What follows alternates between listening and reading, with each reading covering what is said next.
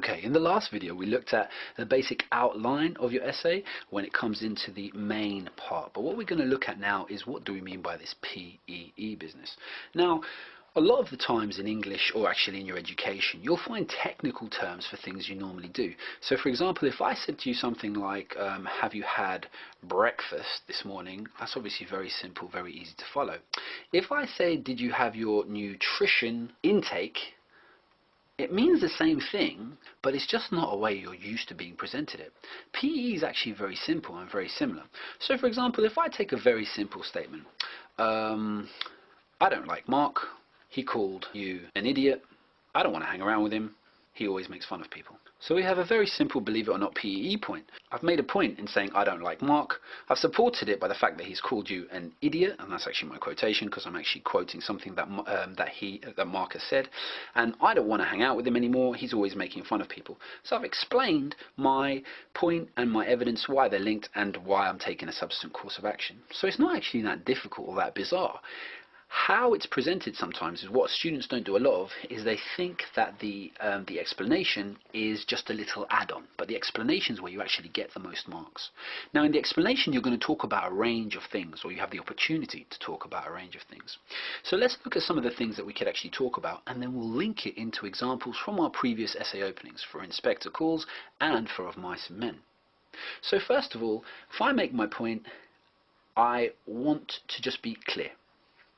And I need to make sure that I've had some connecting opening. So I might want to say another, also, later on.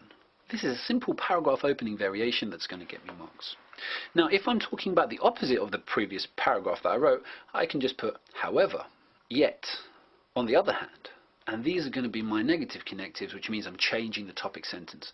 And again, just starting a paragraph with these shows paragraph control. Very easy and simple, and I'm sure, again, a look on our website, wcsenglish.com, you'll find a range of those connectives that you can use. The actual areas that you want to talking about in the evidence is just the quotation of the character or writer. Now those areas will be picked out either with speech marks if the character's speaking, or with quotation marks if it's actually the writer's text. So be careful, you're not going to lose any marks for it, but it's just more technically accurate if you quote in the way that you should quote. Now that's your P and your E covered. Again, they're very, very simple, and again we'll go through examples in a second. The EX, explaining your point, is where you fully develop things. Now this is not how the examiners actually look at it, but it's just kind of a level of understanding that you can memorize and then hopefully use. If you go with a D, your explanation will simply explain how evidence and point are linked. If you're looking for a C, then you'll do that, so that's a ditto marks, means you're going to do what's above, and you're also going to analyze specific words. Now this could be in the form of literary techniques used, it could be in terms of punctuation used, or it could be in terms of specific words. So for example, I might say the alliteration here makes the line more memorable.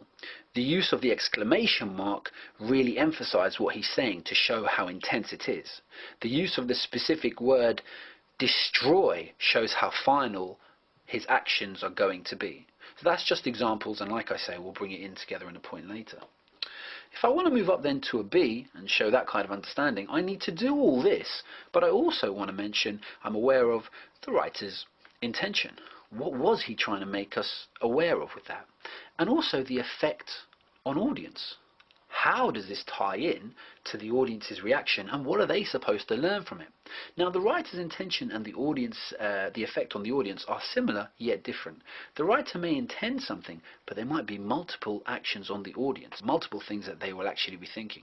So it's good here to show evaluation and understand multiple points where you can break it down. Another area that you can look for that grade is actually talking about the social historical context. You need to be able to talk about how this was relevant at the time, why it was important to the people of that time, and what we can still learn from it in today. Okay, so basically if, for example, in Of Mice and Men, if you're looking at racism, you have to take into account the fact that if Crooks had said anything to Curly's wife when she starts to make him feel small, he was actually in a position where she could just turn around and say to anyone that N-word tried to rape me, and therefore he would be lynched without trial, without justice, without anything. So you have to be aware of the social context of the time. Similarly, for Inspector Calls, for a person of lower class standing to make a claim to be in a relationship with a higher class person would obviously instantly, they would be thought of as chatting rubbish, and everything they'd be saying would be almost inadmissible in any evidence straight away. The system was prejudiced against them. Now, to look to get an A, you will again do all of the above, and you will also add compare. You will compare, if you can, to other lits. Okay, so you might look at Lenny to Mary Shelley's creature in Frankenstein, and how actually they're kind of similar creatures destined for doom. That might be one way of doing it. Another thing that you actually want to do is actually make cyclical references. Something might happen at the beginning of the book that you could foresee towards the end. So for example, in Of Mice and Men we have a cyclical situation where George mentioning the brush where Lenny should hide out is actually comes back at the end, and that is where he goes. And so we've got this whole idea that they've come all the way back to the end and nothing's changed. However, whatever they've done, it was all doomed to fail from the start because they've ended up in the same situation. So that's the kind of grade boundaries that you actually want to look at to hit. Now this is, as I said before, it's not a hard and fast rule. If you write all this, it depends as well on how well you write, etc.